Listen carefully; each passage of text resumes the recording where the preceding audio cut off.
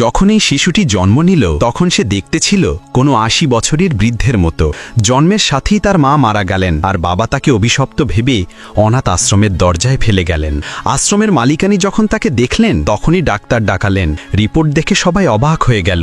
শিশুটির শরীরে প্রায় সব রোগ ছিল যেগুলো সাধারণত বুড়ো মানুষদের হয়। তবুও আশ্রমের মালিকানি তাকে নিজের সন্তান হিসেবে গ্রহণ করলেন। ৭ বছর কেটে গেল। শিশুটি বড় হচ্ছিল ঠিক এক বৃদ্ধ মানুষের মতো, কিন্তু তার মন ছিল ভীষণ সরল আর নিষ্পাপ। সে ছোট ছোট জিনিসেই খুশি হয়ে যেত। যখন সে ১০ বছরের হলো প্রথমবার হুইল চেয়ার থেকে উঠে দাঁড়ালো, আর সেখান থেকেই অলৌকিক ঘটনা শুরু হলো। তার মুখের ভাঁজ কমতে লাগলো, রোগগুলো একে একে হারিয়ে যেতে লাগলো।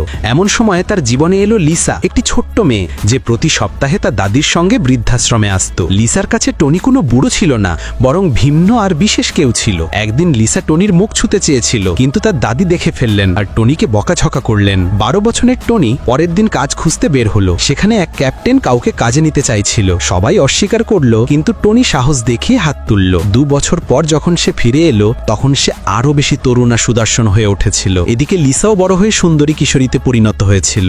যখন টনি ১৭ বছরের হলো খবর এলো লিসার দাদি আর বেঁচে নেই। প্রথমবার টনি নিজের কাছের কাউকে হারানোর দুঃখ অনুভব করলো। ২০ বছরে পৌঁছে টনি সিদ্ধান্ত নিল সে পৃথিবী ঘুরে দেখবে। মায়ের চোখে জল আর লিসার কণ্ঠে অনুরোধ, যেখানেই যেও ছবি পাঠাতে ভুলো না। টনি যেখানেই যেত লিসাকে ছবি পাঠাতো। এদিকে লিসাও ২০ বছরের এক তরুণী হয়ে উঠল।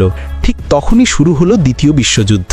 টনি যুদ্ধে যোগ দিল। সব সৈনিক মারা গেল, কিন্তু টনি বেঁচে গেল। যখন সে ফিরে এলো তখন তার মা পর্যন্ত তাকে চিনতে পারলেন না। সে আরো বেশি তরুণ হয়ে উঠেছিল। লিসা যখন তাকে দেখল শুধু একটা কথাই বলল, টনি, এটা কি সত্যিই তুমি? পরের দিন তার বাবা এলো, বলল, আমি তোমাকে ফেলে দিয়েছিলাম, কিন্তু এখন আমার সমস্ত সম্পত্তি তোমার নামে করে দিচ্ছি। টনি তার বৃদ্ধ বাবার পূর্ণ সেবা করল। এখন টনি ২৫ বছরের এক তরুণ, একেবারে হ্যান্ডসাম হয়ে উঠেছে।